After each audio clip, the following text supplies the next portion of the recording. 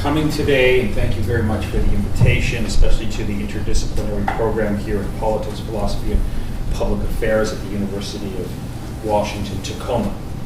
I'm here to talk to you about, as has been advertised, I'm here to talk to you about one of the most important foreign policy challenges facing the United States for at least the last decade, if not the last 35 years, the question of Iran, its nuclear program, U.S. policy toward the Islamic Republic, which successive administrations since Jimmy Carter have struggled to come to terms with. What is the political significance of last November's interim nuclear deal between the P5+1 countries and Iran? Is this a good deal? Is this a bad deal? What are the social and political conditions that have led to this diplomatic opening? And what are the prospects for a comprehensive nuclear deal? And what are the prospects for U.S.-Iran relations moving forward?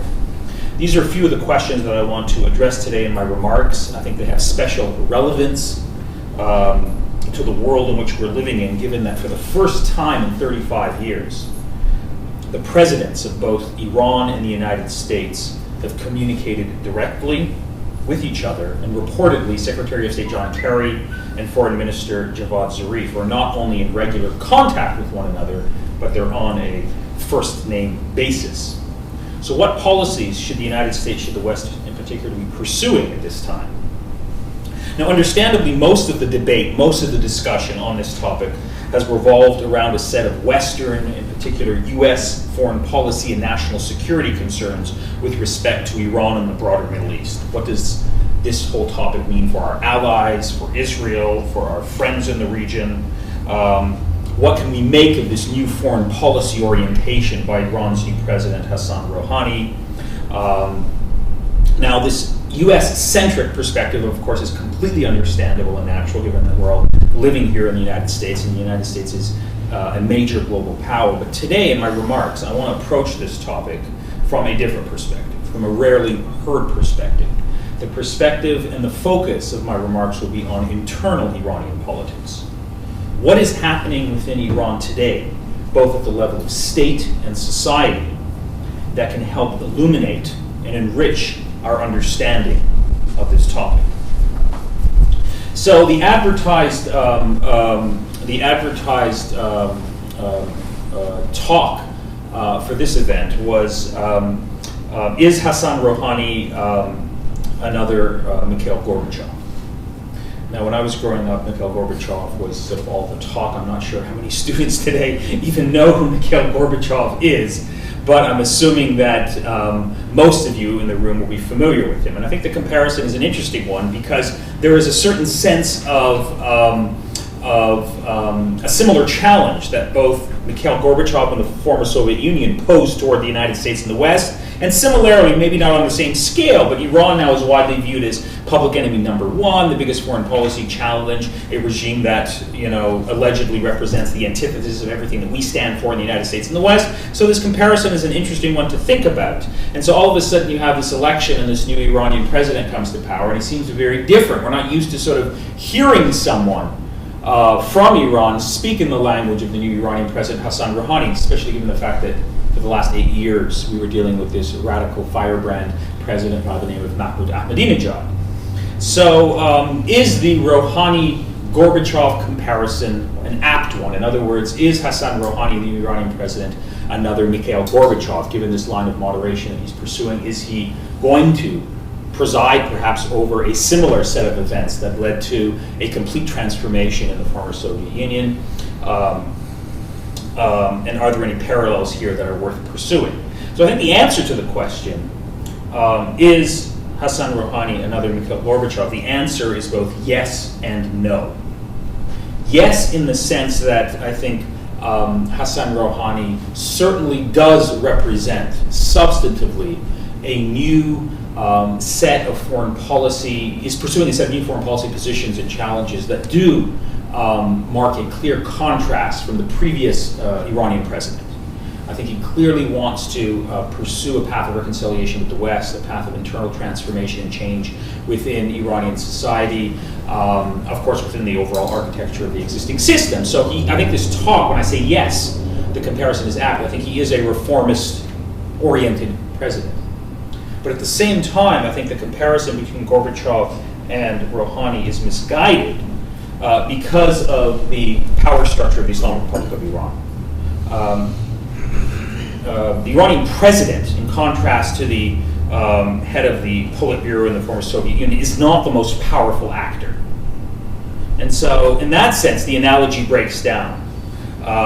The more interesting and relevant question would be, if you're familiar with Iranian politics, is Iran's supreme leader, the man figured in the middle of that photograph, is he similar to Mikhail Gorbachev? Because their comparative weight within these two political systems were largely similar. In other words, they were the most important, powerful actors. The answer to that question is Khamenei, the Iranian supreme leader, a reformist or a Gorbachev-like figure, is clearly no. And that's why the analogy, I think, fundamentally breaks down. But that brings us to, it forces us, if you're serious about understanding this topic, it forces you to grapple with the unique distinguishing characteristics of Iran's political system, which are poorly understood here in the United States. And that's, I think, is a huge problem, given how important Iran is in terms of U.S. foreign policy calculations. There's very little understanding of the internal political system that compromises the Islamic Republic of Iran. According to Hussein Chahabi, a leading scholar of contemporary Iran, the post-revolutionary Iranian regime is a puzzle for the political scientist. Describing it accurately remains a challenge. It contains elements of totalitarianism, authoritarianism, and democracy. Like totalitarian regimes, it proclaims absolute supremacy in public life of a single ideology, Islam. Like authoritarian regimes, it permits a degree of limited internal pluralism, and like democracies, it has regular elections where the electorate sometimes have a genuine choice between candidates that offer drastically different political platforms and programs. Just note the contrast I mentioned a moment ago between the current Iranian president and the previous one. The key point here is that the supreme leader is the all-important and all-powerful political figure who has veto power on major domestic and foreign policy decisions. Now, having said that, it's important not to fall into the trap of thinking that all Muslim authoritarian regimes are alike. Iran today is not like Gaddafi's Libya. It's certainly not like Bashar Assad's Syria. Popular opinion in the Islamic Republic of Iran does matter to a certain extent. And elections, while never free and fair, do matter in terms of shaping Iranian internal politics and also its foreign policy orientation.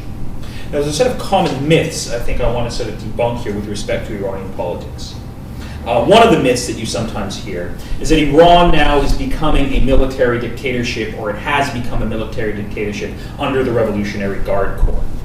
And this Islamic Revolutionary Guard Corps had sort of propped up or favored Mahmoud Ahmadinejad. He was brought to power, and they sustained him for the last 8 years of his presidency. Now, there are elements of truth to the rise and influence of the Islamic Revolutionary Guard Corps in Iranian politics and economics. Certainly so, I think you can't deny that.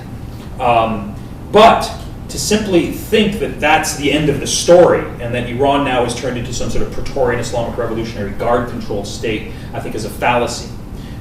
Example, to disprove that argument is very simple. The alleged claim that the Islamic Revolutionary Guard Corps was supporting Ahmadinejad simply didn't bear itself out, because when a major clash ensued in the last 2 years of Ahmadinejad's presidency with the Supreme Leader, the Revolutionary Guard Corps basically abandoned Ahmadinejad and sided with the Supreme Leader. So the claim that they were backing and sustaining him and that they are all powerful in terms of controlling Iranian politics, I think, is a misnomer. Myth number 2, that the Supreme Leader Ali Khamenei is the ultimate and only decider of everything big or small in the Islamic Republic of Iran. And that Iran today, this myth goes, is on the path to a total and complete dictatorship. The Supreme Leader's powers, this myth goes, have essentially denuded everything that was left in the Islamic Republic. In other words, there's nothing republic anymore, the myth goes. It's simply a theological and complete dictatorship. I think the corrective to that myth is, yes, the Supreme Leader, as I mentioned, is all-powerful.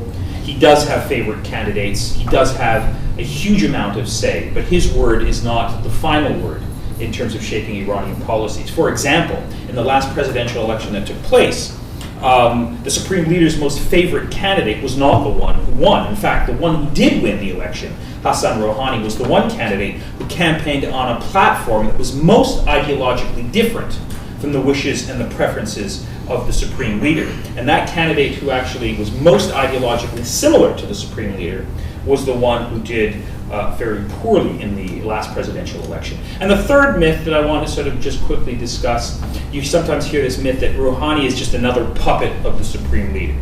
He was pulled out of obscurity, the myth goes, to do the leader's bidding and to fool the international community and especially the Iranian people.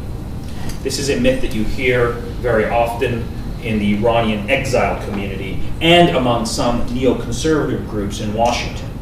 I think it's a deeply misleading and misreading of Iranian politics to sort of buy into that myth. It assumes, for example, that the Supreme Leader and Rouhani see eye to eye on all of the issues and challenges facing Iran today. But as revealed recently in the current internal Iranian debate on the question of access to Facebook, or the question of freeing political prisoners, or on the normative role that Iranian women should play in society, there are deep, sharp, and contrasting differences between different factions and elements of Iran's ruling elite, some of whom line up with the Supreme Leader, some of whom line up with popular preferences, and some which fall somewhere in the middle. The point really here that I'm trying to convey is that this one-dimensional and simplistic reading of Iranian politics masks the reality of how political power is exercised inside Iran and how politics unfolds. Simplistic descriptions are analytically distorting and unhelpful, and I want to move as far away as possible from those types of simplistic descriptions, which sadly often characterize the debate on Iran here in the United States. In an insightful piece published last year after President Rouhani's election by two really good Iran scholars, Farideh Farhi and Daniel Brumberg, they draw our attention to these particular problems of analytical distortion trying to understand contemporary Iran. These authors know that the people of Iran cannot be understood in dichotomous terms, as they are often portrayed, i.e. there are only two modes of expression that the Iranian people have. Either they move in unison in street protests against the regime, or they move in unison in terms of being silenced by the dictates and the clubs of the Iranian Supreme Leader. There are diversity of interests and opinions that make up the Iranian people today, and this can't simply be grasped by trying to understand the Iranian people in a binary or dichotomous characterization. The 2013 presidential election, I think, revealed as much. In fact, if pundits are willing to look at Iran from a new perspective, they will really see that Iran's internal politics are much more diverse than are generally appreciated. And last summer's, I think, presidential election poll clearly revealed this. For example, President Rouhani did not win in all of Iran's provinces. Being a native son made a big difference in terms of which presidential candidate won a particular province.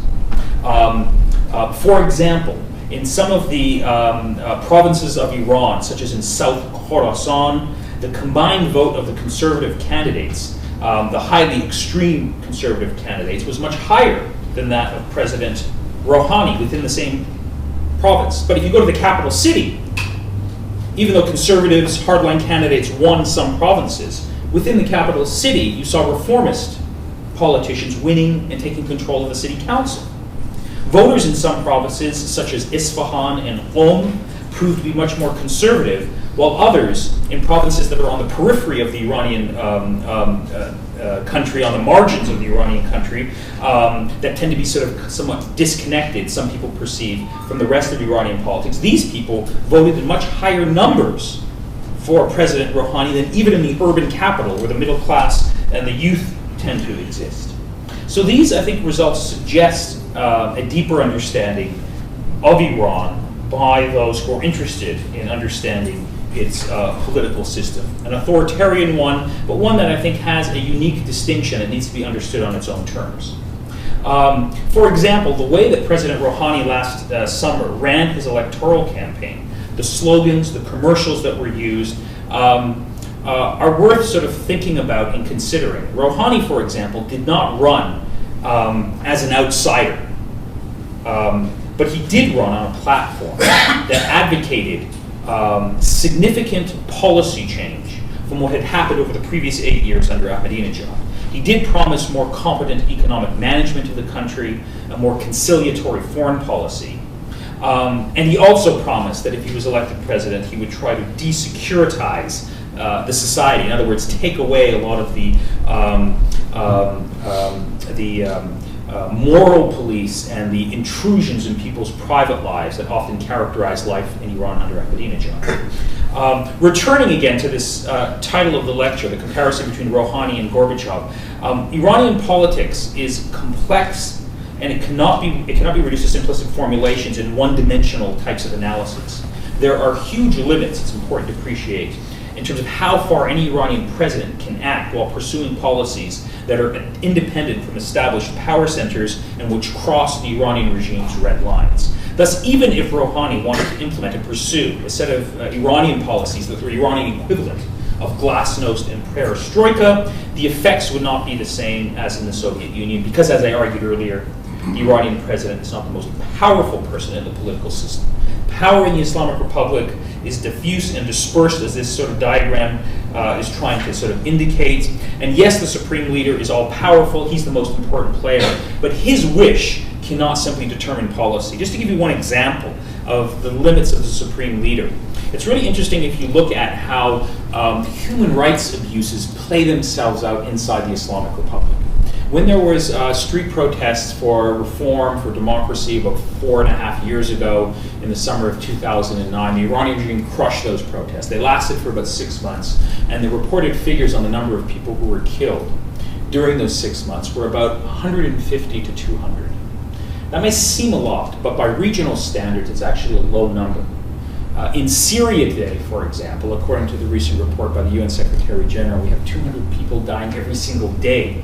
In Iran, the ability of the regime to crush and brutally suppress street protests is quite limited. And the reason is because the regime still sort of banks upon a certain set of support from society, particularly from its own conservative and religious-minded constituency. So if it cracks down too hard, it knows that it's going to be there's a price to pay. So when it came to crushing these street protests, there was a lot of sort of careful sort of strategy and planning by the regime that we have to sort of crush these protests, but we can't simply sort of massacre and arrest people on the scale of some of the other dictatorships in the region. We have to be very careful because there'll be a social and political backlash. So the regime would do things like arresting people, sort of beating them up, roughing them up in jail, and sending them up back into society to sort of send a message.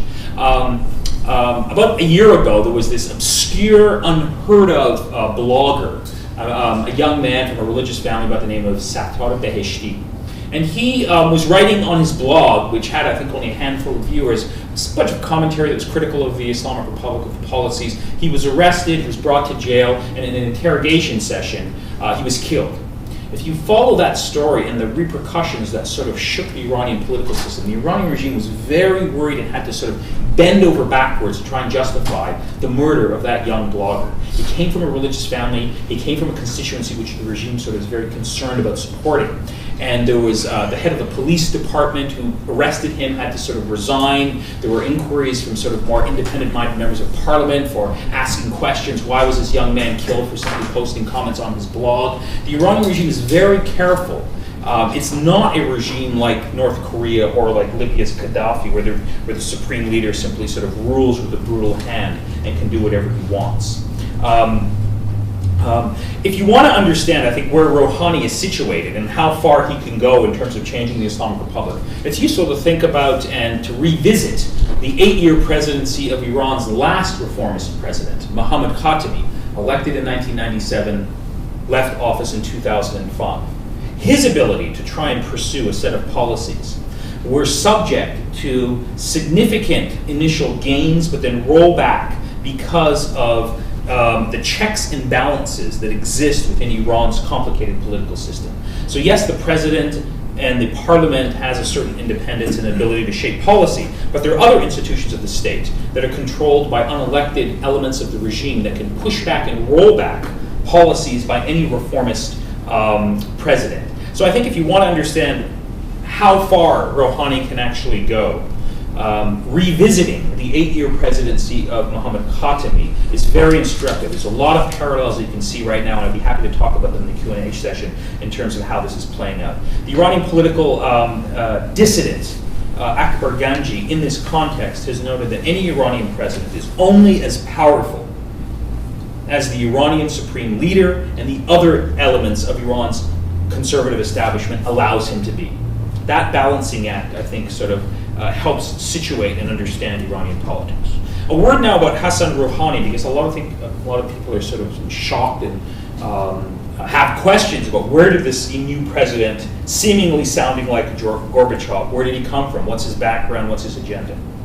President Rouhani has a reputation within Iran's ruling elite of avoiding extreme positions and trying to bridge differences. In other words, he situates himself as a centrist, someone who's not on the conservative side of the political spectrum, someone who's not really on the reformist side of the political spectrum, but someone who's a centrist, who has good relations with all different factions. He has a long history of service in Iran's defense establishment, and his political convictions for a long time, in the early years, I would say up until about 2005, were much more on the center-right of Iran's political spectrum than on the reformist left. But he's changed over time, reflecting a set of social and political changes within Iranian society itself, especially among Iran's sizable youth population. About 2/3 of Iran's population is under the age of 30, who yearn for greater freedoms, social rights, and democracy. Rouhani has a background as a former commander of the Iranian air defenses during the Iran-Iraq War. He was a leader of several defense and war councils. He was a national security advisor to former Iranian presidents for 13 years, up until the time that Ahmadinejad came to power. He fancies himself as a diplomatic and legal intellectual. He was a former member of parliament. He reportedly has 3 law degrees, including a doctorate from a university in Scotland, and he's a former head of a strategic research center. He regularly publishes essays and commentaries in the Iranian press. He's also served as Iran's chief nuclear negotiator from 2003 to 2005, and it was during this time, during the latter days of the reformist presidency of Mohammad Khatami, that in this capacity as Iran's chief nuclear negotiator, he started to generate a name for himself, both within Iran and in the international community. Former British Secretary of State Jack Straw remembers meeting Rouhani when he was Iran's chief nuclear negotiator, and he formed a favorable impression of the new Iranian president. Quote, Rouhani was courteous, engaging, very straightforward, with a nice smile playing on his lips, Mr. Straw recently told the BBC. He was absolutely on top of his brief and seemed to have the confidence of the Iranian leadership. It should be pointed out that Hassan Rouhani was, as I indicated before, a very strong critic of Mahmoud Ahmadinejad. And his government, Rouhani's government, has basically emerged on the political scene, trying to sort of create as much difference and distance from Ahmadinejad as possible. Within Iran's political spectrum, he comes out of what's called the modernist right faction within Iran, close to former Iranian President Hashemi Rafsanjani and this political party that was formed, known as the Executives of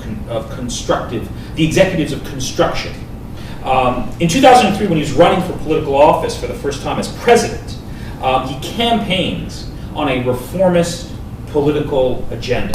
More personal freedoms for society, more citizenship rights, and on the foreign policy dimension, promising to resolve Iran's foreign policy problems with the international community, specifically with the United States. He explicitly called for greater press freedom, freedom of political prisoners, reforming the national security state, and bringing new civil liberties to citizens. During the presidential debates, this is something fascinating. Iran really didn't have presidential debates until fairly recently. He's a very good public debater. I recall watching one particular debate with him when he was being sort of interviewed by the official sort of reporter from the national state TV, who was sort of asking him some tough questions about when he was the nuclear negotiator. And in the middle of the debate, he sort of tells the interviewer, he says, look, take that earpiece out of your ear, stop asking me questions from the guy in the booth in the back, and let's have an honest conversation. That sort of shocked the interviewer, but that's the type of debater he is, very quick and witty on his feet. And he started to generate sort of a lot of momentum, a lot of support. His campaign started to rally disaffected members of the youth group, of the middle class, of the pro-democracy movement as the presidential campaign was moving forward. And at the rallies that Hassan Rouhani would have as the presidential candidate, you'd start to see people chanting slogans, calling for political prisoners to be freed, calling for more freedoms, and this started to shake up and scare Iran's ruling establishment, particularly the Revolutionary Guards. About a week before the election was supposed to be to take place, on one of the hardline conservative websites, there was a rumor that was circulated that Rouhani was about to be, his candidacy was about to be canceled because in one of the presidential debates he allegedly had revealed state secrets. And I think that was really a message to Rouhani and his supporters to tone it down, to be careful. We know where this is going, and they started to get worried. But of course, the process was already in place. It would have been very difficult and very costly for the regime to try and ban him. He ends up winning the election by a substantial majority, far ahead of all the other rivals. He called his presidential victory in his inaugural speech a victory of moderation over extremism. His success was partly due to the fact that there was another reformist candidate who in the last days sort of gave up, quit the race, and allowed for his votes to go to Hassan Rouhani. In the days leading up to his inauguration, he was involved in intense talks with the supreme leader over cabinet appointments. And he was successful in appointing several moderate technocrats to his cabinet, despite the anxieties and the criticisms of Iranian hardliners. In the Iranian political system, they do go through the motions of having new cabinet members have to go before the parliament and be confirmed. And so you had this very sort of circus-like atmosphere where the new cabinet appointees were coming before parliament giving speeches, and these hardline parliamentarians trying to attack the new members of Rouhani's cabinet. And that exchange, I think, sort of really revealed the chasm between the new government and the hardline members of Iran's political establishment. According to one report, President Rouhani has more cabinet ministers with PhD degrees from US universities than Barack Obama does. In fact, Iran has more holders of American PhDs in its presidential cabinet than France, Germany, Italy, Japan, Russia, and Spain combined.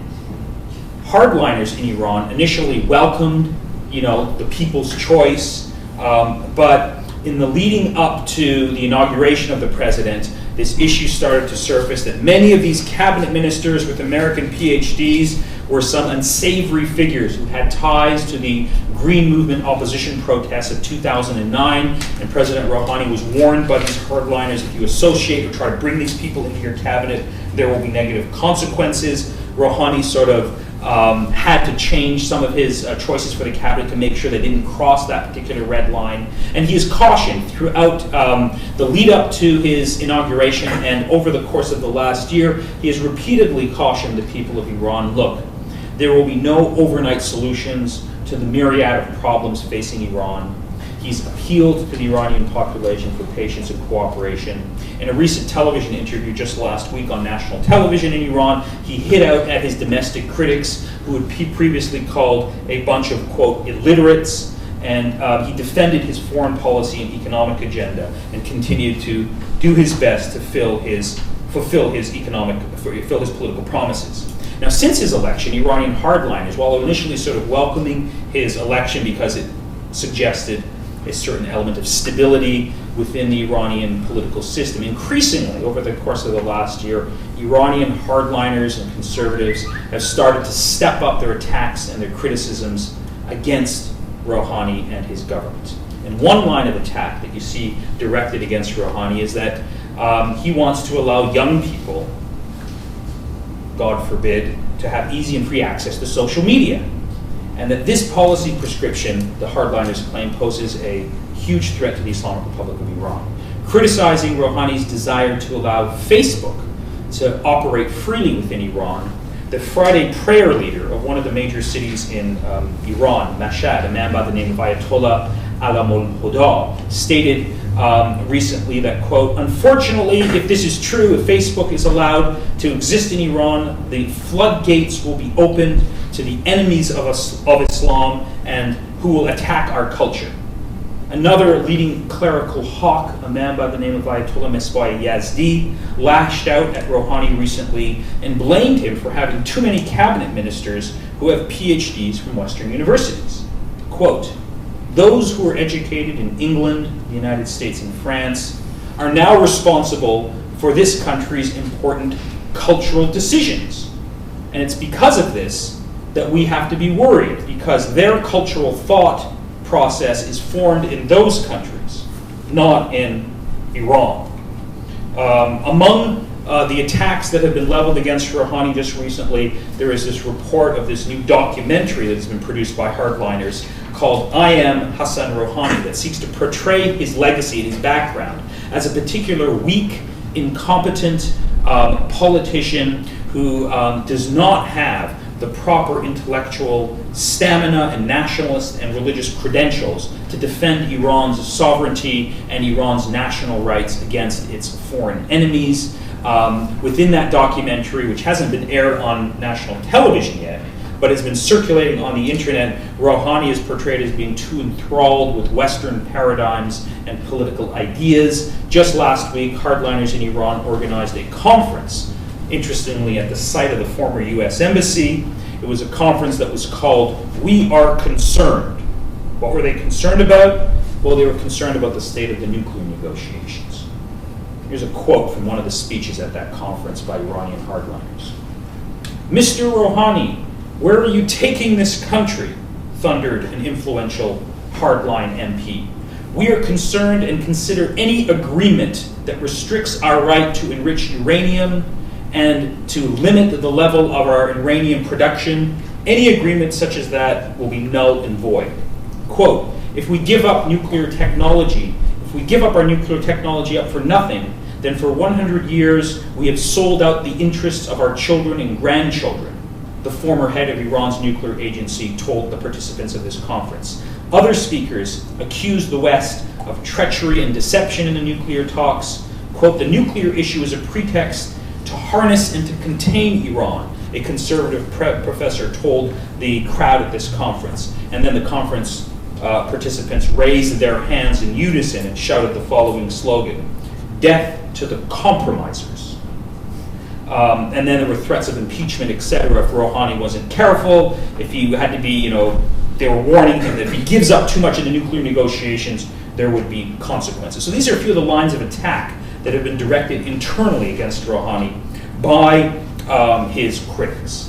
Now, one of the important things I think to understand about Rouhani's political agenda, and this first came out when he was running for president, was during his electoral campaign, he repeatedly emphasized a key theme that has been, I think, the hallmark and the foundation of his political agenda, and that was the linkage that he sought to establish between the nuclear program and Iran's economy.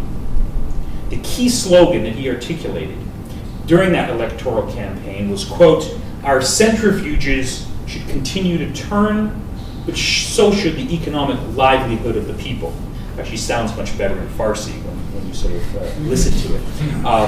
The centrifuges should be allowed to turn, but so should the economic livelihood of our people. And it's interesting to think about that formulation, because by saying publicly that our centrifuges should be allowed to turn, he's basically affirming Iran's nationalist credentials, that we have the right to pursue nuclear energy, nuclear program, without anyone, particularly the United States, bullying us or telling us what to do. But at the same time, he says, our centrifuges should turn, but not at the expense of the economic livelihood of our people.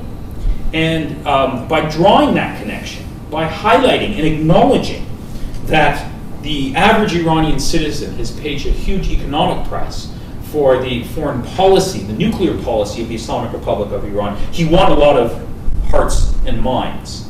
He's identified the nuclear program as the #1 priority of his administration. And he promised within the first 100 days of his administration to reach an accommodation or a deal with the West, an interim nuclear deal. And in fact, if you count the 100 days since he was inaugurated, in November of last year, an interim deal was reached between Iran and the international community. But that deal was difficult to reach, but now we're in the phase of getting to a comprehensive, all-inclusive nuclear deal, and now that certainly is an uphill battle. I remain cautiously optimistic about the prospects of reaching a final deal. Reading Iranian politics, it's pretty clear that the Iranian regime and the senior leadership are doing as much as they can, have made a decision to get to that final nuclear deal, notwithstanding the opposition that exists to reaching that deal from hardliners within Iran's political establishment, but also hardliners in the United States as well, who tend to have a more mutually reinforcing sort of effect on one another. Now, the story goes that in the lead up to the election of last year in Iran and the aftermath of the election, around that time, Hassan Rouhani wins the election and he goes to the supreme leader and he sort of appeals to him and says, look, unless we sort of rethink our nuclear program, we are headed to economic collapse and to the destabilization of our political system. And the supreme leader sort of having Rouhani as in confidence, trusting his advice, agreed to sort of gradually and reluctantly give him the green light to see if he can reach some sort of nuclear deal with the West, while at the same time not completely selling out Iran's entire nuclear program. And so, in trying to justify this foreign policy shift, the supreme leader has repeatedly stated that, he is reluctantly in favor of these nuclear negotiations. He's sort of given Rouhani a green light, but he has repeatedly said, I'm not optimistic that this negotiation is going to get anywhere. To give you an exact quote, he has stated repeatedly that, quote, what our foreign ministry and officials have started will continue, and Iran will not violate its commitments, but this nuclear negotiation will not go anywhere. He continued to say some of the officials of the previous government, as well as officials of this government, think that the problem with the United States can be resolved if the nuclear issue is resolved. But the Supreme Leader went on to say, as I've said before, I'm not optimistic about negotiations with the United States. It will not lead anywhere, but I'm not opposed to them either. Now, how does one make sense of these sort of very confusing sort of statements by the Supreme Leader? And I think my reading of it is that the Supreme Leader is caught between a rock and a hard place. He has to sort of justify to his own conservative hardline constituency a change in policy that's significant and substantive.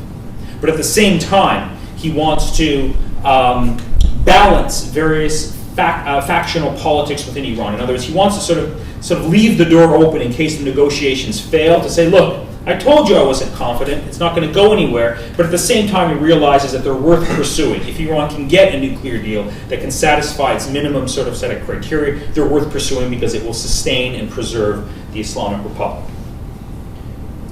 So when this nuclear deal was, I think, arrived at, the interim nuclear deal last November, there was a lot of criticism of nuclear deal in the United States, particularly in the Republican Party.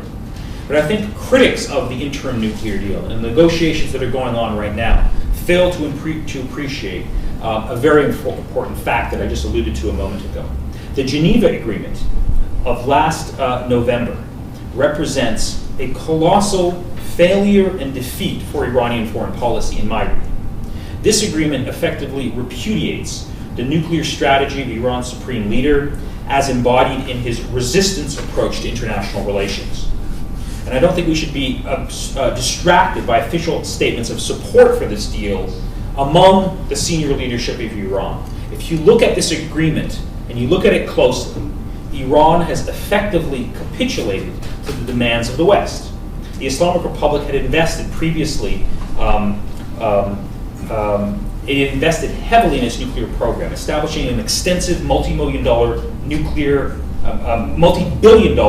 infrastructure, the exact cost of which has never been made public. Iran, as a result, was subjected to unprecedented sanctions and economic hardship, a price that the regime was willing to pay in order to retain the option of pursuing what's called breakout capability if ever the Iranian leadership felt it was threatened by external powers. The Geneva Agreement of last November, with its provisions of freezing Iran's nuclear program and rolling back key parts of it, now makes this option nearly impossible. It sets Iran down a path of further concessions and intrusive inspections of its nuclear facilities in exchange for gradual sanction relief.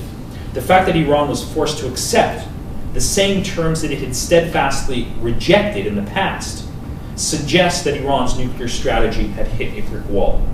Fearing the collapse of its economy and the destabilization of its regime, Iran's ruling elite was forced to capitulate, a fact that has been openly acknowledged inside of Iran. For example, the commander of Iran's Islamic Revolutionary Guard Corps, a man by the name of Mohammad Ali Jafari, commenting on the interim nuclear deal that was signed in Geneva last November, said, quote, "We have given the maximum and received the minimum." In some of the other commentary and publications of hardline websites and newspapers, the following analogy has been used to describe the interim nuclear deal. Quote, "We gave away the crown jewel for a lollipop."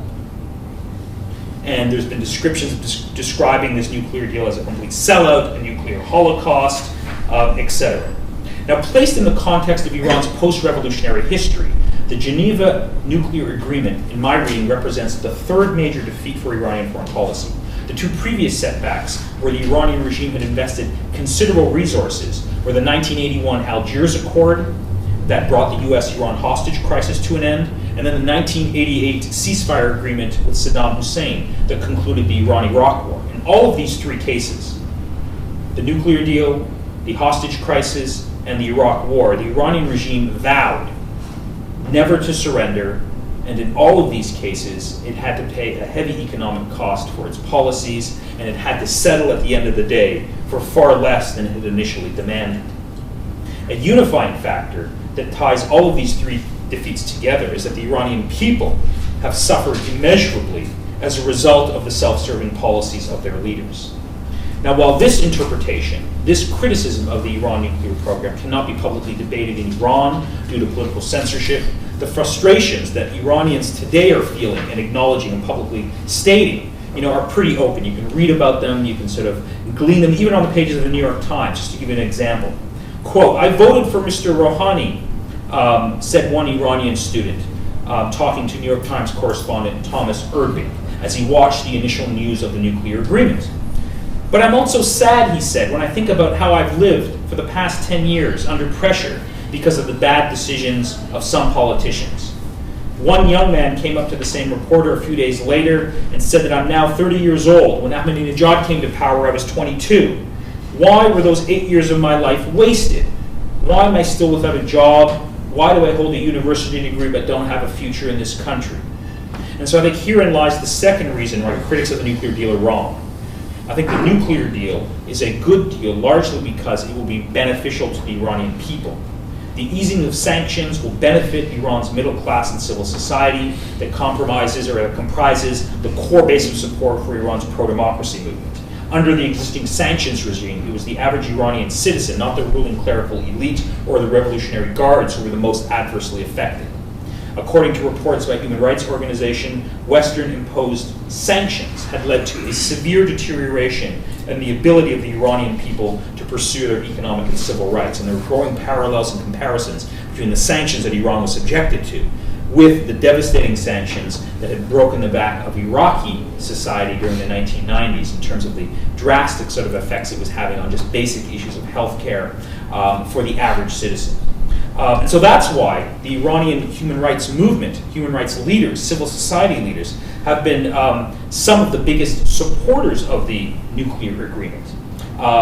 They're the ones who have been, urging their own political leaders and even President Obama to work toward the elimination of sanctions and to lowering the tensions between Iran and the United States. In fact, a group of Iranian political prisoners penned an open letter to President Obama complaining about the collective punishment the Iranians were facing due to these economic sanctions. And it's pretty obvious why the Iranian pro-democracy movement or civil society activists are supportive of the lifting of economic sanctions, because they'll be the biggest beneficiaries. So I think keeping Iran's pro-democracy movement in mind is very important in terms of de-escalating tensions and moving toward a new relationship with the Islamic Republic of Iran. I think that needs to be somewhat much more higher prioritized in terms of U.S. foreign policy than it is today. Just one last comment in terms of a conclusion about the prospects for U.S.-Iran diplomatic negotiations, assuming we get to a final nuclear deal by the July 20th deadline. I'm of the view that it is completely wishful thinking to think that in the aftermath of the resolution of this nuclear question, that the United States and the Islamic Republic of Iran are going to resume diplomatic relations. It's not going to happen. I don't see this happening in the near to medium future, and I think the reasons for this are poorly understood here in the United States. The Islamic Republic of Iran, 35 years after its revolution, faces an increasing crisis of legitimacy in the eyes of its own population. And one way that the Iranian regime deals with its internal crisis of legitimacy is that it needs to sustain a set of political crises with external foes as a way of compensating for its own internal legitimacy. And for this reason, those that are hoping for the normalization of relations between the US and Iran, I think, will be disappointed. The senior Iranian leadership has extensively commented on this issue, on how, while I'm summarizing their view, their perspective is, while we might be able to reach a nuclear agreement and settle our differences with the United States on the nuclear question, diplomatic negotiations, normal relations, that's a completely different story. You listen to the statements by the Iranian Supreme Leader, the senior leaders of the regime, they explicitly have stated this. I can give you the quotes, give you the references, but the point of view all boils down to the following. The United States, in the eyes of Iran's supreme leader, in the ideological worldview of Iran's supreme leader and the ruling establishment, the United States is viewed as an eternal enemy, as a country that is bent on regime change, that represents a set of antagonistic interests that are, in other words, a set of civilizational clashes and differences that are so substantial and fundamental that there cannot be easily resolved, if ever resolved. The Supreme Leader, for example, has said, just to give you one quote, "What our foreign ministry has started will continue. We will not violate our commitments in Geneva, but the Americans are enemies of the Islamic Revolution. They are enemies of the Islamic Republic, of our flag. They want to bring about regime change," and he went on to list the 1953 coup d'etat, the sanctions against Iran, the alleged U.S. support for the 2009 Green Movement. So therefore, it's unrealistic, I think, to expect this nuclear deal with Iran under President Rouhani will lead to a normalization of ties with the United States, because according to the inner logic, to the ideological worldview of the Iranian regime, conflict with the United States is a linchpin of its domestic and foreign policy calculations. Normalization would lead to a huge crisis of stability for the Islamic Republic and possibly spell the end of the Iranian regime. And that's why it's precisely for this reason that I've argued that the U.S. should continue to pursue a path of trying to reach out to the Iranian regime, extending its hands of friendship, trying to keep the door open to negotiation, to pursue a language of diplomacy and peace. Because while U.S.-Iran relations are very controversial in this country, they are far more controversial inside the Islamic Republic, where in the worldview of the leadership of the Islamic Republic, this is an existential question. So looking forward, I think the best that we can hope for and expect from Hassan Rouhani is a genuine effort, perhaps, to allow for some breathing space that can emerge after economic sanctions are lifted and after there's a negotiated settlement on the nuclear question. But at the same time, I think we can continue to expect defiant and fiery speeches from Iran's supreme leader and from the senior leadership, who will continue to refer to the United States as the great Satan, bent on eternal enmity. Or to quote the supreme leader, the United States is in internal conflict with Iran, Iranians, Islam, and Muslims. That's a quote. In short, President Rouhani's role is like that of a metaphorical lion, on a flag described by Rumi, the 13th century philosopher, a seemingly strong creature bolstered by the blowing wind of the supreme leader, but who will fade in a flutter when the force behind him dies down or moves in a different direction. Once Iran has attained new breathing space through the nuclear accord, we can expect other domestic and foreign policy conflicts to flare up between the United States and Iran. The one hope, however, is that by weakening the grip of sanctions and towing down the knife-edged conflict between Iran and the West, new breathing space will resuscitate Iranian civil society. The only way out of the cycle of authoritarianism in Iran, I think, is when Iran's civil society decides that enough is enough and it seeks to mobilize and push for democratic and structural change. We saw a glimmer of this possibility in the Green Movement protests in 2009. Such a movement can only emerge robustly if sanctions are lifted and the threat of a military attack on Iran is removed. Sanctions have weakened the Iranian middle class, and only when Iranians can lift their heads and demand political change, then I think there's a hope for serious reform and democratization in Iran. And as history has told us repeatedly, Iranians, like other citizens around the world, will never revolt against ruling powers when the territorial integrity of their country is under threat. Thank you.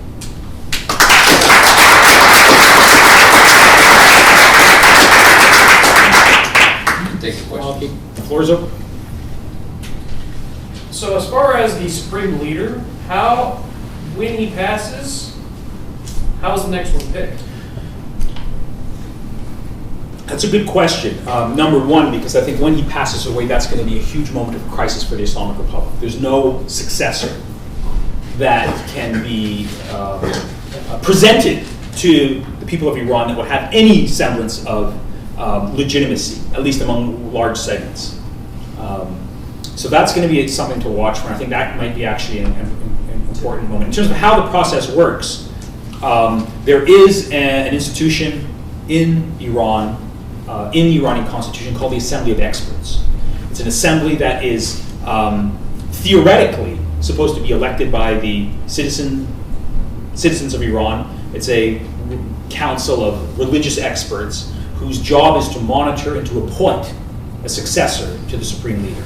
Now, the problem with the electoral process is that candidates for that council of experts are all ideologically screened, so they're loyalists of the regime, so there's no chance that you're going to get a big change. But theoretically, that's how the process is supposed to work. If the supreme leader dies tomorrow, that council is supposed to get together and appoint someone. There also is a provision, though, however, that if the council of experts, assembly of experts, can't find one individual, the senior leadership, the position of the supreme leader, can be comprised of a council of several leading clerical authorities who can play the same role, not one person, but sort of a triumvirate or some sort of triad of perhaps, or maybe 3 or 4 people who will. But that's going to be something to watch for, because after 35 years of political Islam in power, after a lot of political and social changes within Iran, religion of the kind that has been around and in political power in Iran has a huge legitimacy crisis.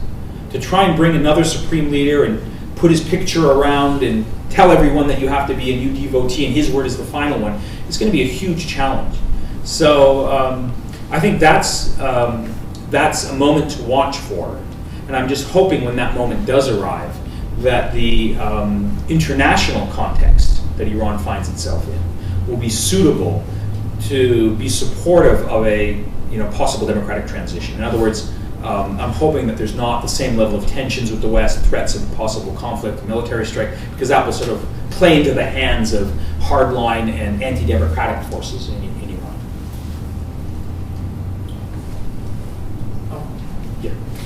Thank you for the detailed and insightful talk. I really enjoyed it. My question is that if there is a permanent nuclear deal, and it seems that you are hopeful, can it spill over to Syria? Can that be a compromise or a solution to the Syrian? This is a question that keeps coming up. Now that Iran and the United States are talking, we're going to get to possibly a nuclear negotiation and a deal. What are the sort of consequences? Will this have any positive sort of consequences for Iran's role in Syria, which is very substantial and significant? My answer is absolutely not.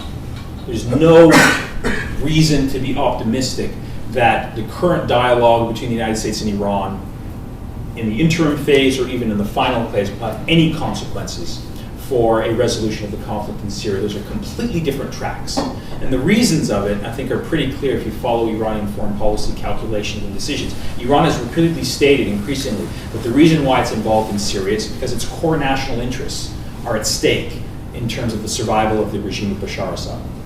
In other words, it views that, rightfully it views that if Bashar Assad is toppled, if there's a successor regime, that the successor regime is going to be a regime that's not going to be sympathetic to Iran's interests. If anything, it's going to be it's sympathetic to Iran's regional adversaries, particularly Saudi Arabia, which is why Saudi Arabia is so heavily backing the Syrian opposition, simply because it's playing a chess game with Iran for regional clout and support. So if you read the statements by Iran's senior leadership, there was one statement that was made that, look, that Syria is Iran's 35th province, that the stakes that are involved in the Syrian conflict are so significant that Iran is willing to do everything that it can to preserve the status quo there in terms of supporting the family dictatorship of the Assad family.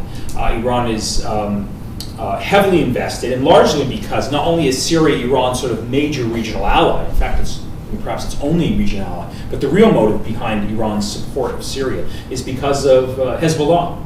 Hezbollah is a major plank. In fact, some people have argued, I think rightfully, that Hezbollah basically is the main deterrence that Iran has in terms of its regional relationship with Israel. If ever there were to be an attack by Israel on Iran, Iran would hope that Hezbollah would be a card that they can play to sort of perhaps contain any sort of Israeli attack. So Iran is heavily invested in the Syrian conflict because of these two reasons, Hezbollah and Syria, and its regional rivalry with Saudi Arabia. I don't see sort of any sort of significant change or movement taking place there just because the United States and Iran are talking. And in fact, there's quite a bit of sort of evidence to suggest that one reason why Barack Obama didn't hit Syria last September in the aftermath of the chemical weapons attack was because we now know that at that time, the United States and Iran were involved in secret negotiations in Oman leading up to the nuclear deal. And Iranian leaders have said now, retrospectively, that had Obama hit Syria for its use of chemical weapons, those nuclear secret talks in Oman would have come to a halt. Iran would have viewed that as a major threat to its regional and its national security interests, and it would have halted those talks. And I think that's also why, I mean, we don't know yet, but the documents I think will eventually be published. I think one reason why Obama is very reluctant to get involved much more substantially in the case of Syria is because in the foreign policy calculation of the Obama administration, the Iran nuclear deal is its top priority. That's where all the cards have been played, and it views that any involvement, significant involvement in trying to sort of topple Bashar Assad would have consequences for the nuclear program, for the nuclear deal. And so that's where these two, I think, things are deeply connected. So I don't see anything positive coming out of these negotiations. I think this is really a one-track sort of deal that will perhaps, in the best case scenario, lead to a resolution of the nuclear question, lifting of sanctions, but they will have zero impact on U.S.-Iran relations, and again, very little, if not zero impact on the crisis in Syria. I mean, it seems that from what you are describing, it's not zero impact, it's negative impact. It seems that Syrian people in some way are kind of collateral damage of keeping these negotiations going with Iran. Exactly, I agree. It's negative from the perspective of the Syrian people, from the perspective of the Syrian revolution. They are paying the price because in the real world of sort of, realpolitik, Cold War sort of calculations, okay, 150,000 people have been killed in Syria. It's borderline genocidal. 200 people there are dying every day. War crimes, crimes against humanity, described repeatedly by the United Nations as the worst humanitarian and moral crisis of the 21st century. Sorry, the Obama administration has calculated that getting to a nuclear agreement with Iran, removing that from Iran's sort of foreign policy calculations is much greater priority than stopping the slaughter in Syria. So yes, it's negative. If I can just follow up on this question of impact, the regional impact of this nuclear deal, if it's not going to have any effect on Iran's foreign policy towards Israel or towards Saudi Arabia or Syria, then what is really in the interest of the United States to push this particular nuclear agreement if it's going to actually uplift some of these economic sanctions that are undermining Iran's power in the region. Now, you can probably understand why Saudi Arabia and Israel are so concerned and outraged that there is this particular deal with nothing attached in terms of regional politics. Well, I think the calculation is that, look, if Iran is going to seriously pursue a nuclear program that will allow for it to develop the capacity to produce a nuclear weapon and join the exclusive club of nations, then Iran's regional influence, if it reaches that point where it can no longer be stopped, then Iran will basically have the capacity to become another nuclear power. If you become another nuclear power, that enhances your regional clout and your ability to sort of exert your weight in the region, if not in terms of Iran's relationship with the United States. So that's point number one. And related to that is the fear that given the rhetoric coming out of the Republican Party, given the rhetoric coming out of Israel from Prime Minister Netanyahu, that if the United States does not stop Iran, roll back its nuclear program and contain it, then there's a serious threat of the United States being dragged into another Middle Eastern war, that Israel is going to hit Iran, that will lead to a major foreign policy crisis. And Obama has repeatedly claimed that one reason why he doesn't want to get involved in Syria, because he repeatedly states that I was elected to end wars in the Middle East, not to start or get involved in another one.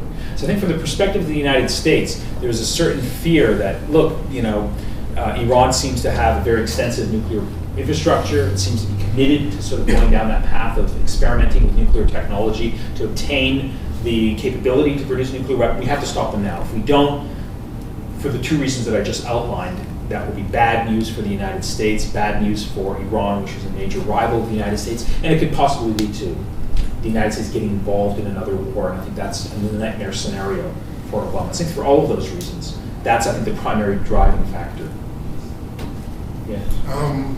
I've read in a number of articles that the Egyptian army has their tentacles into the economy of Egypt. And, I was wondering if the Revolutionary Guard also operates like that, and if not, then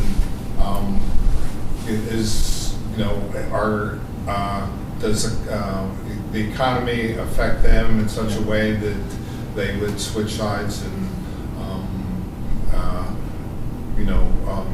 not support the supreme leader? Or are they totally committed to the supreme No, it's a good leader? question. The reported figures that you hear in the case of Egypt, that about 40%, 30-40% of the Egyptian economy is somehow controlled by the Egyptian military.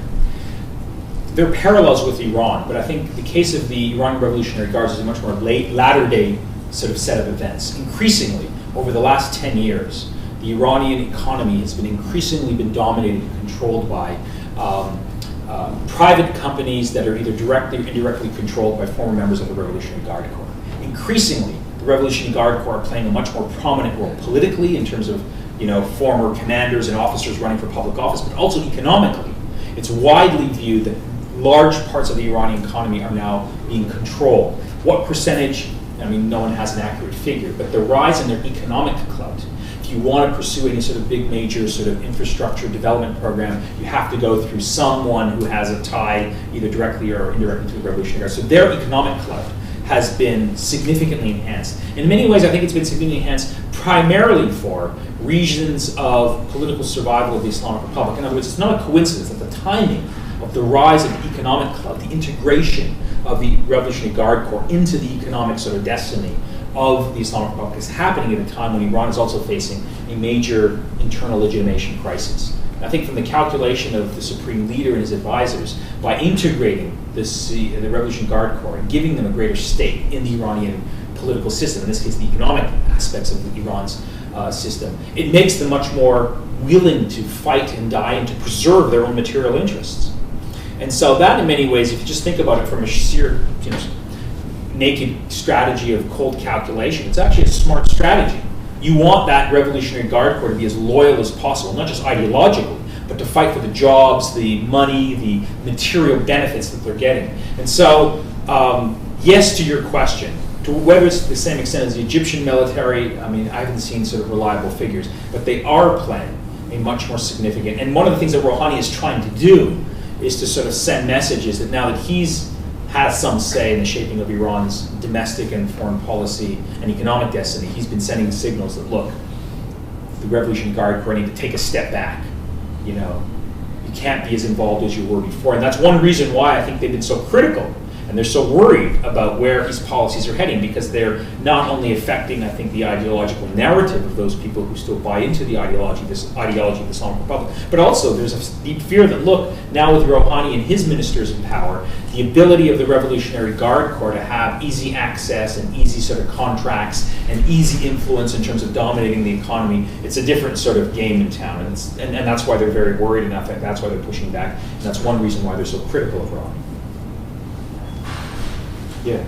Would you say that the hardline appeasement by the supreme leader is a way to mitigate that, the difference between the permissive consensus of the people under Rouhani in some sense, and the hardliners? Like, well, how much power do the hardliners have? Is that the growing economic power, or do they have direct power, let's say militarily or nuclearly or any other? Well, I mean, the hardliners are not sort of a monolithic group. It's a broad coalition, but the key institutions of the state, the judiciary, in this case the current parliament, a lot of private sort of foundations that were sort of, that were taken over from elements of the previous regime and that have generated their own sort of economic sort of benefits, these foundations, a lot of those are controlled by hardliners. And of course, the office of the supreme leader is someone who is a hardliner, but not the most radical hardliner within the bunch.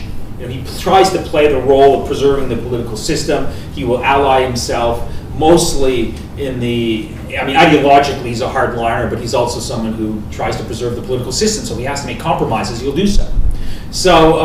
But in terms of popular support, I think the hardliners in Iran, I think at best can sort of muster about maybe, for ideological and material reasons, they could probably bring together at best 20% of the vote. The hardline camp. And they know that. They know they can't win more than that.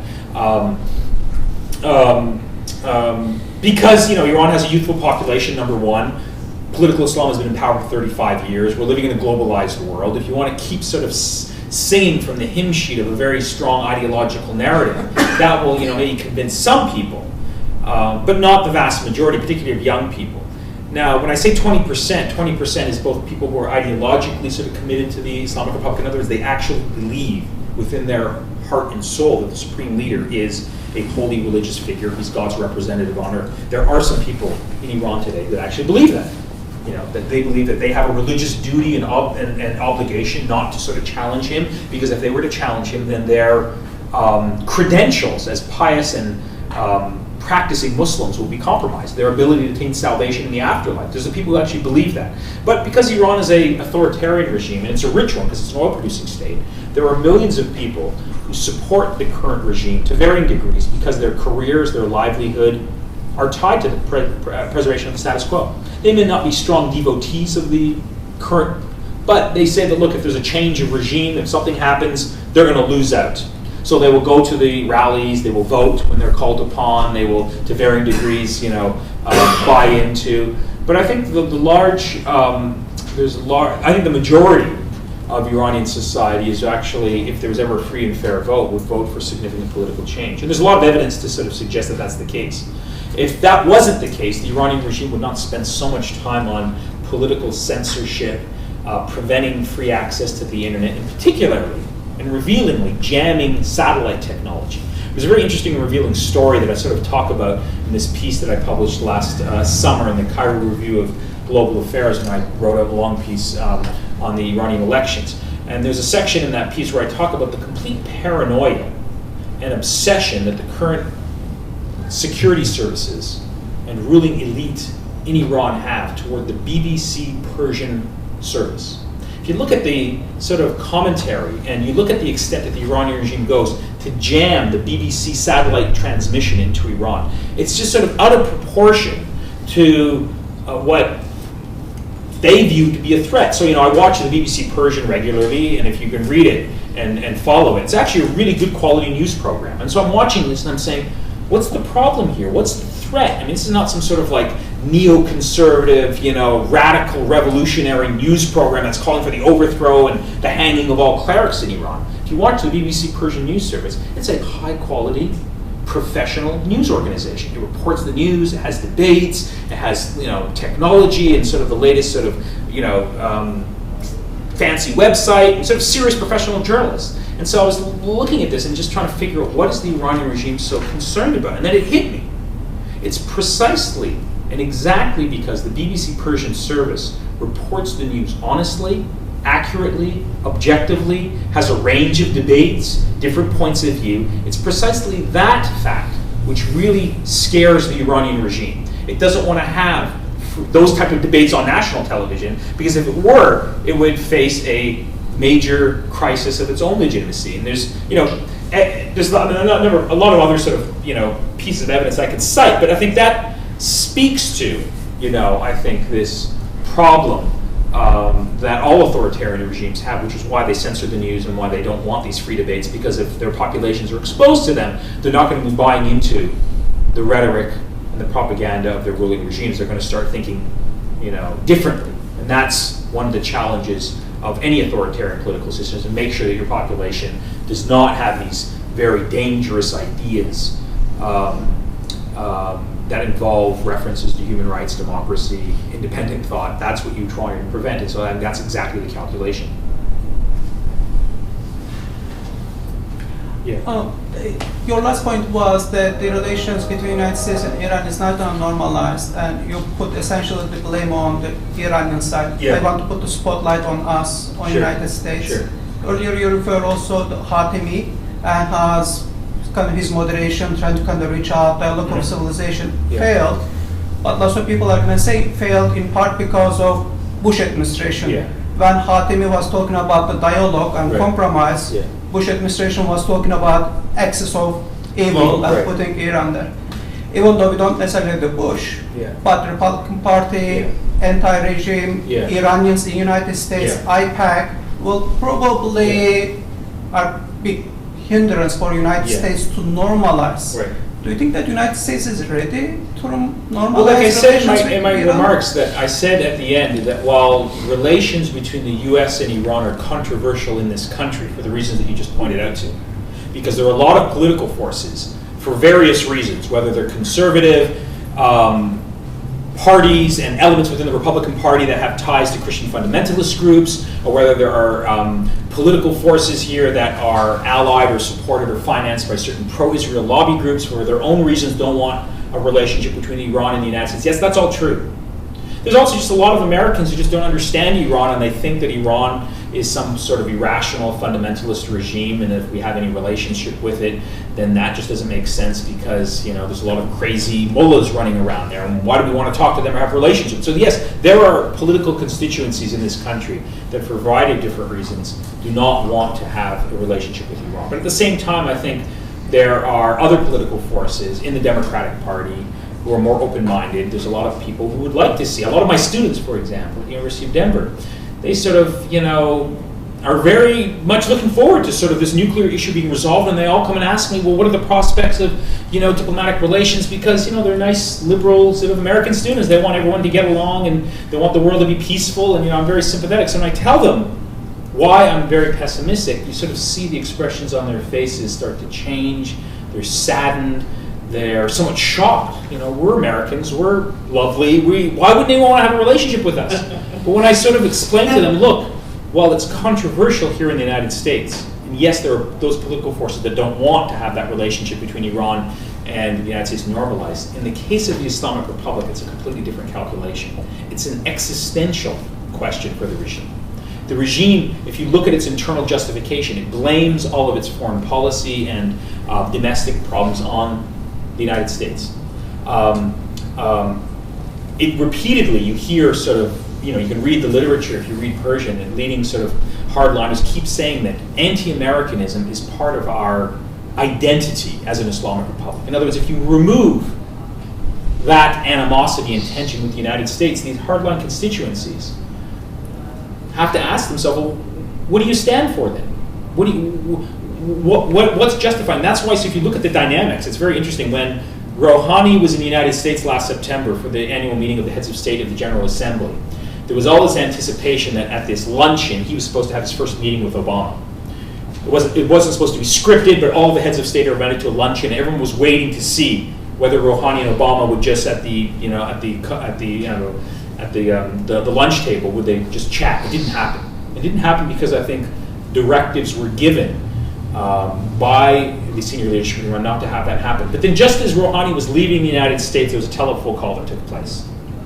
And on the Iranian side, Rouhani had to sort of spin the tale that it wasn't him who called Obama. It was Obama who pursued, because if it was the other way around, Iranian hardliners will freak out. How dare you reach out to President Obama? And so this issue has become, and always was and has and remains to be, a deeply controversial issue. There was another sort of event around the same time when Nelson Mandela passed away, and all the heads of state gathered in South Africa for the funeral. And everyone expected, at least many of us, expected President Rouhani to show up. It was a perfect opportunity. All the heads of state were there. He could have shown up. But if you saw the debate within the hardline Iranian press, they were freaking out over this. Oh no, what happens if President Rouhani goes to South Africa and he's forced to meet with Obama? They're trying to set a trap. They created this huge scenario because they fear, for existential reasons, if this issue is removed, that ideologically they will suffer a huge blow. And so if you compare the obstacles on both sides, the obstacles on the Iranian regime side are much more larger, much more insurmountable, which is why I think there's a comparative difference there in terms of the seriousness of this issue. Yeah. So you also said that like 2/3 of the population is 30 and under. Yeah. Right.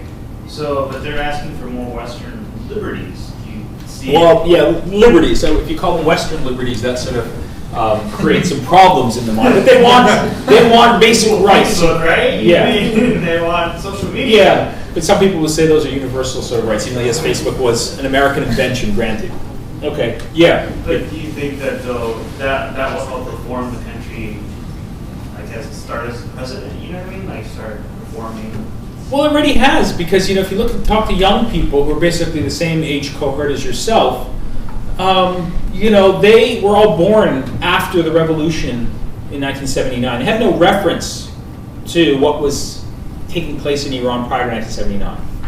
All they know is the Islamic Republic, and all they know that they're living in a globalized world, and these are kids that are highly educated. They're globalized, interconnected world, and they look around and they say, well, why does every other country seemingly have the opportunity to sort of pursue and give its population a set of sort of opportunities, and our country is so isolated. Our country is so closed off. So they aspire to, I think, a basic set of sort of desires that most young people around the world, I mean, there is sort of a certain globalization of, norms and values that you see. The young people around the world tend to all sort of have similar, not identical, aspirations. They want opportunity, they want freedom, they want to have access to Facebook, they don't want to be harassed by sort of morality police, they want to be able to travel, they want to be able to sort of engage with the world. And so that's a big challenge for the Iranian system. You have all these young people, they're living in a restricted sort of political environment, and they're pushing back. And they came into the streets 5 years ago hoping for political change, and that didn't happen because it was effectively crushed. But the Iranian regime knows that it has a problem with its young people, and particularly with university students. Because you have a lot of university students, and universities are bastions for opposition, reformist, democratic activity. Which is why, in the aftermath of the last presidential election, not the one in 2013, the one before that, 2009, when you had the Green Movement protests, in the aftermath of that, it was a major shock to the Iranian political system. And Iran's supreme leader, 2 months later, gives a very famous speech where he basically says, we have a problem in this country with our universities. What was the problem he identified? He says there's too many students in Iranian universities that are majoring in the social sciences and humanities, where they're learning ideas of skepticism, secularism. They're not loyal members of the Islamic Republic anymore. And so it basically called for a revamping of the social science and humanities curriculum to make them more ideologically pure. And rumor has it, in the aftermath of the Supreme Leader's speech, enrollment in the social sciences in Iran skyrocketed because of rejection as a sort of opposition politics. If the supreme leader says something, then if you don't like what he's saying, then you gravitate to the opposite. But that gives you a sense of where young people, and 70% of Iranians are of the middle class, they're urban, and so the regime has a problem on its hands with its young population, So it's trying. That's why I think there's fear of Facebook. The official reason is that, look, these foreign, alien, un-Islamic ideas will be allowed to have access to our country. But I think the real reason, the political reason, is that it's a chance for people to be exposed to different views. You can organize and mobilize, and we saw that in the Arab Spring revolts. We saw that in 2009, and so this is a big challenge for the Iranian regime. Yeah. Can you speak to how unique Rouhani is as a reformist or not, given the somewhat cyclical nature of reform in Iran, and even this critique, for instance, of Western influence, of Western sickness, that has been part of debate, part of discourse in Iranian intellectual circles for even before the revolution of the Shah? As I said previously, he was more on the centrist right of the political spectrum, but I think as a politician, if you want to win votes, you have to sort of tailor your political platform to that constituency that's going to get you elected. And there's a huge constituency where the votes are is in the middle class, the youth population. So in this last election, he basically campaigned on a platform of reform. Ahmadinejad was a disaster. I want to take the country in a different direction, domestically and internationally. So whether he believes it or not internally is debatable. I happen to think that he does, because if you listen to what he's having to say, he is, compared to other members of Iran's ruling class, much more educated, sophisticated. He has a PhD from Scotland. But at the same time, when we talk about reform and a desire for democracy, I think Americans have to be very wary of, as I said at the beginning of my talk, thinking in binary terms. Thinking that just because someone supports reform, then they want to transform Iran into a replica of the United States. Iranians have a very strong sense of nationalism. They're very proud of the distinctive characteristics of their national heritage. They're very proud, largely speaking, of their religious identity. But at the same time, they have a deep desire and a background to be modern, to be engaged with the world, to pursue a set of policies that allows Iran to be much more engaged and connected, while at the same time trying to balance and preserve its own national religious heritage. Now, how you sort of strike that balance between modernism, democracy, reform on the one hand, and your own traditional culture, different people will have different answers to how you strike that balance. I was just reading today in preparation for the talk that even leaders of the Revolutionary Guard Corps are saying, we believe in moderation. We're not extremists. So even the term moderation now is now being used by everyone, even on the right wing of the political spectrum. So I think, Rouhani, my reading of him is he's not as strong as a reformist, as a sort of a liberal-minded sort of thinker as the previous reformist president, Mohammad Khatami, who I think intellectually and politically, really was not a very good politician, but was really philosophically, I think, much more committed to the dialogue of civilizations, to a program of democratization and civil rights. He wrote about it. He believed in it. Rouhani is more a man of the system. He wants to preserve. He still thinks that he can sort of reconcile contrasting tensions within Iran's political system. And he's trying to bring about political change. But as I argued, this afternoon, that his ability to bring about political change is going to be limited because the president of Iran has limited power. And I suspect at the end of the day that Rouhani's fate will be very similar to that of President Khatami. In other words, he will allow for some political prisoners to be released. He will create a certain environment, some freedoms, maybe some more, less of a securitized state. He might be able to resolve Iran's big foreign policy challenge, the nuclear question, which will allow for lifting of the sanctions.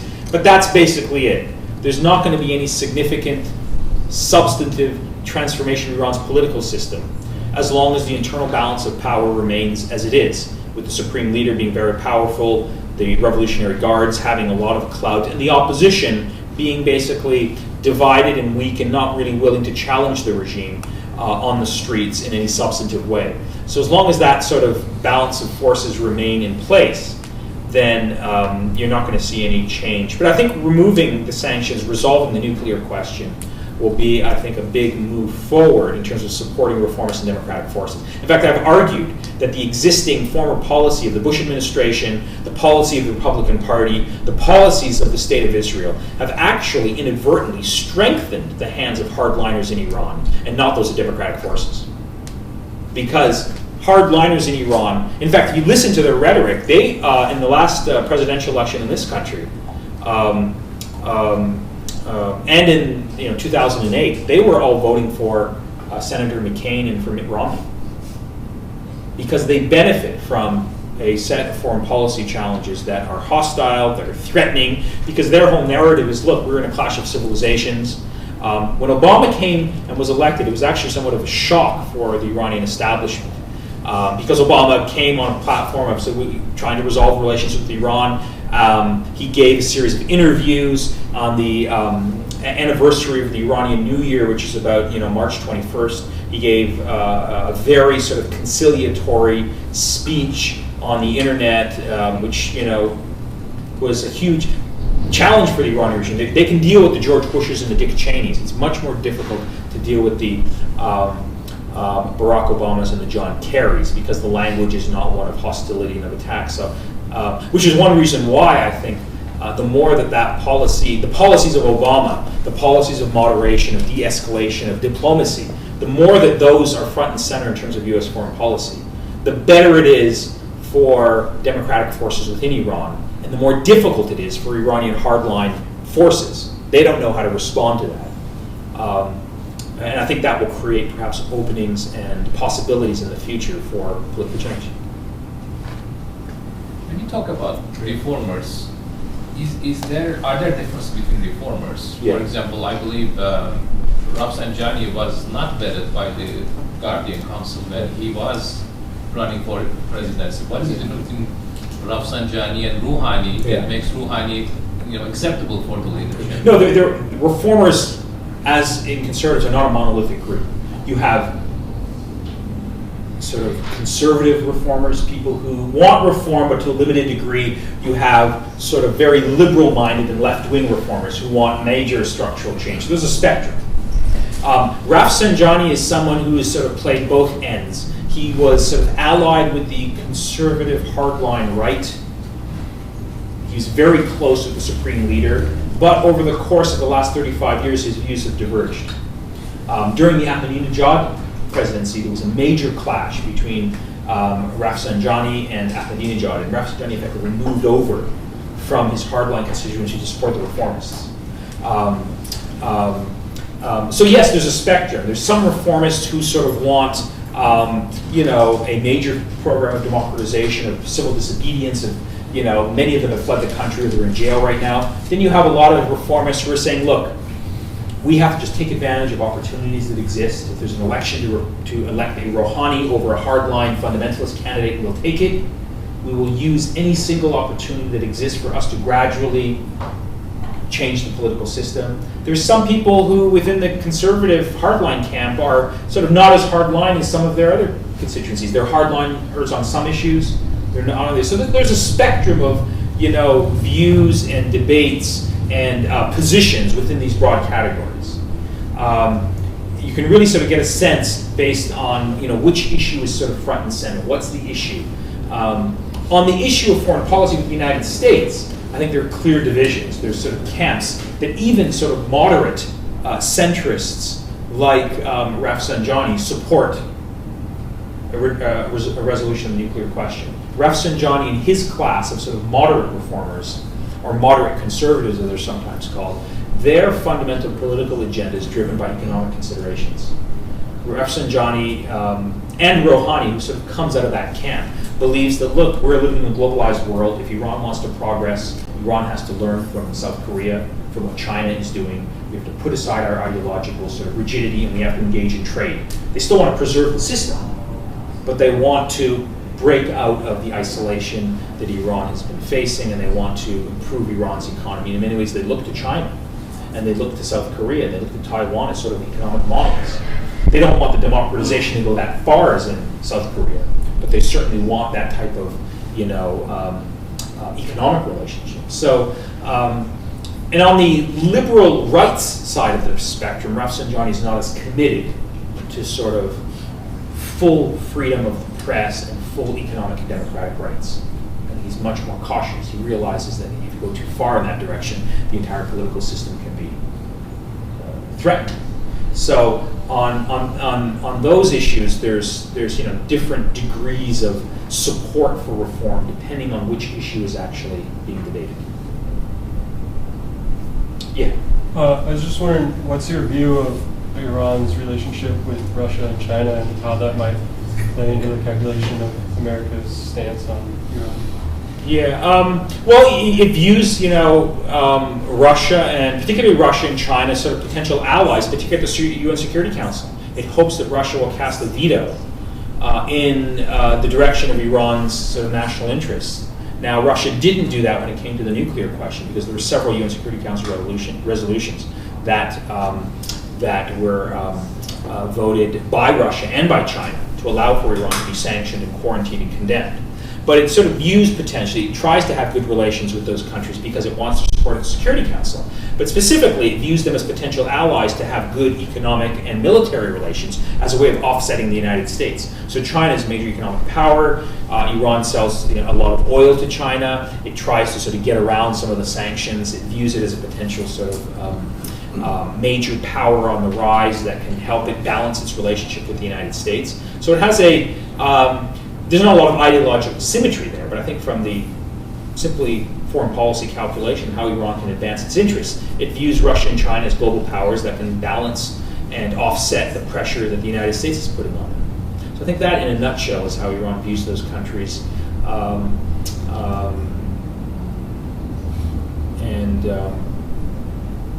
don't think there's anything more to it than that. One last question? Sure. You had your hand up? That someone answered my question. I was Okay. going to also further ask on the relations between Iran and Iraq, because I know they were more than tenuous during the Iran-Iraq war. Was that mainly exacerbated by Saddam Hussein, or are there other underlying issues? No, I think it was an ideological clash. Saddam Hussein had these aspirations of being a regional power. He was presiding over a country that had a majority Shia population that was suppressed, and the fact that a war breaks up between these two countries that lasts for 8 years is not a coincidence. I think Saddam Hussein viewed the Iranian Revolution as a possible threat. He was very wary that the Shia population in his own society would rise up. Khomeini was in exile in Iraq for many years, and the Iranian regime hoped that there would be a similar Shia uprising. It didn't happen, and so those tensions under Saddam Hussein were very acrimonious, and they went to war for 8 years. Now, in the aftermath of the overthrow of Saddam, you often hear this argument that one of the big beneficiaries of the U.S. invasion of Iraq in 2003 is Iran. Iran is the victor. Iran's influence. That's true, but I think the arguments that you hear in the United States are grossly exaggerated. The Shia political parties that are in power in Iraq today do not aspire to become puppets of the Islamic Republic. They're Iraqi nationalists. They want their own country to prosper. But at the same time, they want to have good relations with their neighbors. They have a certain ideological, cultural affinity with the Islamic Republic. Shared sort of history, shared sort of Shia culture. They don't want to have an antagonistic interest. So there's a lot of overlapping and enveloping sort of ties that bring the Maliki-led Iraqi government close to the close to the Islamic Republic of Iran. And at the same time, because of the regional rivalry between Saudi Arabia and its allies versus Iran and its allies, that has pushed the Iraqi Shia parties closer to the Islamic Republic of Iran. But I think it's wrong to assume that somehow Iran now is, controlling or in full power. It has a lot of influence. It has close relations with those Shia political parties. A lot of those leaders of the political parties were in exile in Iran. But it's wrong to assume that somehow, Nouri al-Maliki is some sort of, puppet of the Islamic Republic, and it just does whatever, the Iran Supreme Leader wants. I think that's a fundamental misreading. But there's close relations, and those relations, I suspect, will remain very close for historical, cultural, and just geographic reasons. They're bordering countries, you know. It's not in either of those countries' interest to have antagonistic interests. But as I said, because of the regional dynamic, largely because of the conflict between Saudi Arabia and its allies in the region, and Iran and its allies, it's actually led to greater sort of solidarity between Iraq and Iran at this moment. Thank you very much.